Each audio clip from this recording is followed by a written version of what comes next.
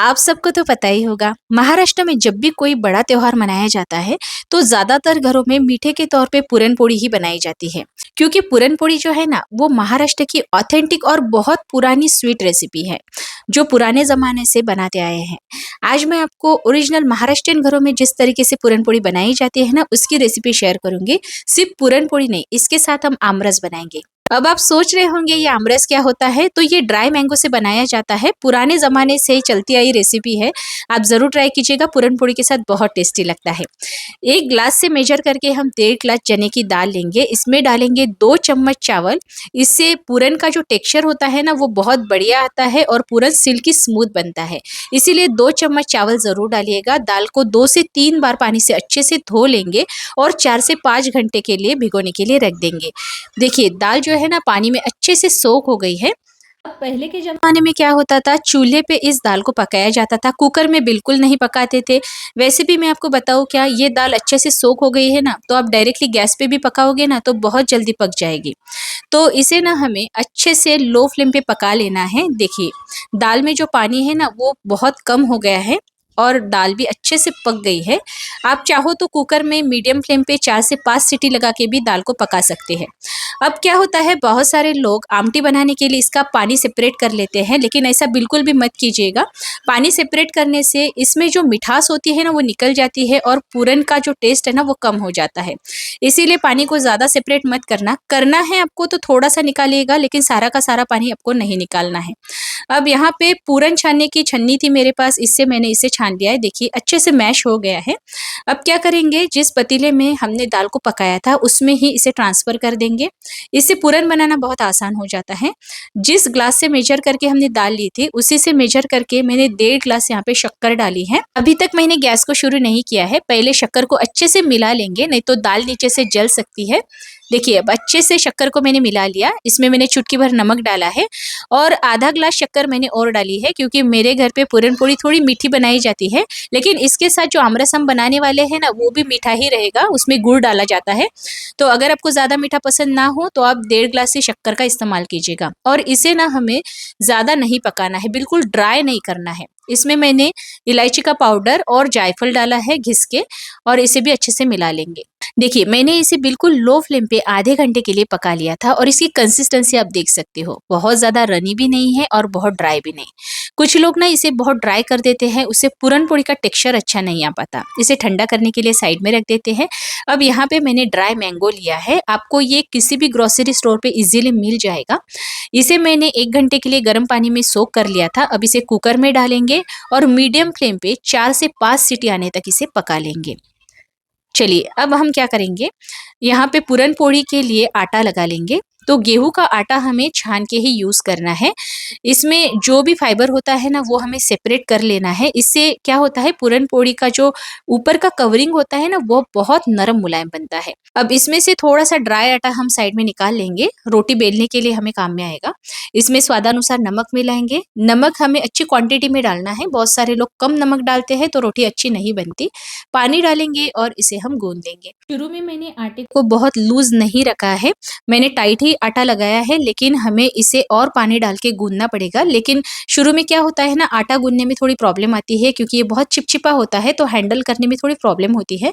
तो पहले हम इसे रेस्ट करने के लिए साइड में रख देंगे। थोड़ा मैंने तेल भी डाला था। अब क्या करेंगे, जो कुकर में हमने आमसूल डाले थे ना पकने के लिए, उसे हम मैश कर लेंगे। तो छन्नी में डाल के मैंने, जैसे हमने पूरन मैश किया था ना, उसी तरीके से इसे मैश कर लिया है। देखिए, अब अगर आपके पास टाइम ना हो, तो आप क्या कर सकते हो, मिक्सी में थोड़ा पानी डाल के इसकी स्मूथ पेस्ट बना लीजिएगा और छन्नी से छान लीजिएगा, वैसा भी किया जा सकता है। इसमें पानी डाल के हम इसे पतला कर लेंगे। अब लेंगे एक स्टेनलेस स्टील का बड़ा पतीला, ये भी हमें पतला वाला ही लेना है। अब इसमें डालेंगे 1 चम्मच घी। घी जब धूर छोड़ने लगे तो गैस बंद करना है और इसमें इस पानी को डाल देना है। साथ में ही थोड़ा पानी और डाला है। मैंने यहाँ पे 2 कप पानी लिया है। इसमें डालेंगे 2 कप ही गुड़। गुड़ को हमें अच्छे से पिघला लेना है। मैंने ये देसी गुड़ लिया है। इसमें थोड़ा कचरा रहता है ना, इसीलिए मैंने इसे इस तरीके से पानी डाल के पिघला लिया है। लेकिन अगर आप पैकिंग वाला गुड़ लेते हो, तो आपको छानने की कोई ज़रूरत नहीं, डायरेक्टली आप इसमें भी डाल सकते हो। अब इसे अच्छे से हम मिला लेंगे। अब इसमें स्वाद के लिए हम डालेंगे इलायची का पाउडर, चारोड़ी डालेंगे और बिल्कुल चुटकी भर इसमें हम नमक डालेंगे और इसे हम बिल्कुल स्लो फ्लेम पे 15 से 20 मिनट के लिए पका लेंगे। चलिए, अब हमने पूरन पोड़ी के लिए जो आटा लगा के रखा था ना, उस पे थोड़ा-सा तेल डाल के इसे अच्छे से हमें स्मूथ कर लेना है। पूरन पोड़ी के लिए आटा जितना ज़्यादा स्मूथ होगा ना, उतनी ही पूरन पोड़ी का जो ऊपर का कवरिंग होता है ना, वो सुपर स्मूथ बनता है और पूरन पोड़ी भी बहुत ज़्यादा टेस्टी बनती है। उसके लिए आटा लगाना बहुत ज़रूरी होता है। यहाँ पे थोड़ी मेहनत आपको लेनी पड़ेगी। इसे स्ट्रेच करके देखना है। इसमें अच्छा-सा स्ट्रेचिंग आ जाएगा ना, तो समझ लीजिएगा हमारा आटा लगा के रेडी हो गया है और इसे स्मूथ ही रखना है। अब पूरन जो है ना, मैंने अगले दिन ही बना के रख दिया था। फ्रिज में इसे स्टोर आप कर सकते हो, लेकिन दूसरे दिन जब भी आपको पूरन पोड़ी बनानी हो तो 2 घंटे के लिए इसे बाहर निकाल के रूम टेम्परेचर पे आने देना है। ठंडा-ठंडा पूरन आपको पूरन पोड़ी के लिए यूज़ नहीं करना है। देखिए इसका टेक्सचर कितना स्मूथ आया है। अब हम क्या करेंगे, पूरन पोड़ी बनाने में आसानी हो इसके लिए पूरन के हम बॉल बना लेंगे। तो जो आटे के बॉल है ना, उससे ये 2 गुना ज़्यादा बड़े होने चाहिए। इसी तरीके से पूरन पोड़ी बनाई जाती है और हम जिस एरिया में रहते हैं ना, वो विदर्भ एरिया है। यहाँ की पूरन पोड़ी बहुत फेमस होती है। यहाँ पे 90% पूरन भर के पूरन पोड़ी बनाई जाती है और जो आटा होता है ना, वो बहुत कम यूज़ होता है। मतलब सिर्फ 10% आटा यूज़ किया जाता है। तो विदर्भ की पूरन पोड़ी के बारे में अगर आपने नहीं सुना हो तो एक बार सर्च करके देखिएगा। ये पूरन पोड़ी बहुत ज़्यादा स्मूथ होती है, बहुत सॉफ्ट होती है। इसमें पूरन बहुत ज़्यादा डाला जाता है, जैसे मैंने आपको बोला 90% पूरन डाला जाता है और 10% ही आटा लगाया जाता है। तो इसका कवरिंग बहुत ज़्यादा पतला होता है और पूरन इसमें बहुत ज़्यादा भरा जाता है। तो उसी तरीके से मैं पूरन पोड़ी बना रही हूँ। लेकिन अगर आप चाहो तो आपके साइड में जिस तरीके से पूरन पोड़ी बनाई जाती है, उस तरीके से भी आप बना सकते हो। बहुत सारे लोगों को ना आटा ज़्यादा लगाई हुई पूरन पोड़ी भी पसंद होती है, तो उस तरीके से भी आप बना सकते हो। अब जैसे मैंने आपको वीडियो में दिखाया, आटे की मैंने एक कटोरी बना ली थी और उसमें पूरन भर के मैंने बंद करके सूखा आटा डाल के इसको बेल लिया है। और पूरन पोड़ी को बहुत ज़ोर-ज़ोर से बेलना नहीं होता है, हल्के हाथ से बेलना पड़ता है और इसके किनारे पतले बनाने पड़ते हैं। और देखिए हमने आटा स्मूथ लगाया था ना, और ये बहुत स्ट्रेचेबल भी था ना, तो आप जितना चाहो इसे बेल सकते हो, पूरन फट के बाहर बिल्कुल भी नहीं आएगा। अब तवा हमें कैसे गरम करना है, तवे को हमें बिल्कुल लो फ्लेम पे ही गरम रखना है। जैसे ही आप पूरन पोड़ी को तवे पे डालोगे, वैसे इसे पलटा लेना है और जल्दी से इसे घी लगा देना है। जब रोटी आधी कच्ची होती है ना, तभी इस पे घी लगाना पड़ता है। उससे क्या होता है, जो घी होता है ना, वो रोटी के अंदर तक चला जाता है और इससे पूरन पोड़ी बहुत सॉफ्ट बनती है।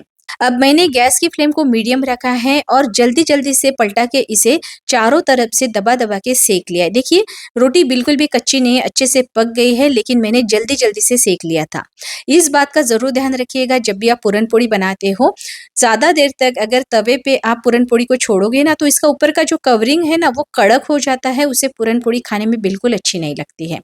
तो जब भी आप पूरन पोड़ी बनाएँ, तो सबसे पहले टिप आपको यही ध्यान में रखनी है, गैस की फ्लेम को आपको शुरू में लो ही रखना है। जैसे ही आप पूरन पोड़ी तवे पे डालोगे, जल्दी से इसे पलटा देना है। जब ये आधी कच्ची हो, तभी इसको घी लगा देना है और दबा-दबा के जल्दी-जल्दी इसे पका के निकाल लेना है। और जैसे ही आप इसे निकालोगे, किसी कॉटन के कपड़े से इसे ढक देना है। तो ये क्या होता है, गर्मी से ना नरम की नरम रहती है, ऊपर का कवरिंग ड्राई नहीं होगा और इससे पूरन पोड़ी जो है एक्स्ट्रा सॉफ्ट और स्मूथ बनेगी। हमारी पूरन पोड़ी रेडी हो गई है। इसके साथ सर्व करेंगे आमरस। ये आमरस जो है ना, आप ज़रूर ट्राई कीजिएगा।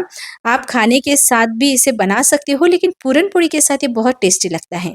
आपको पूरन पोड़ी किसके साथ खाना ज़्यादा पसंद है, मुझे कमेंट करके ज़रूर बताइएगा। बहुत सारे लोगों को दही के साथ, मतलब मुझे पसंद है दही के साथ, कुछ लोगों को दूध के साथ पसंद होता है, कुछ लोग घी के साथ भी खाते हैं।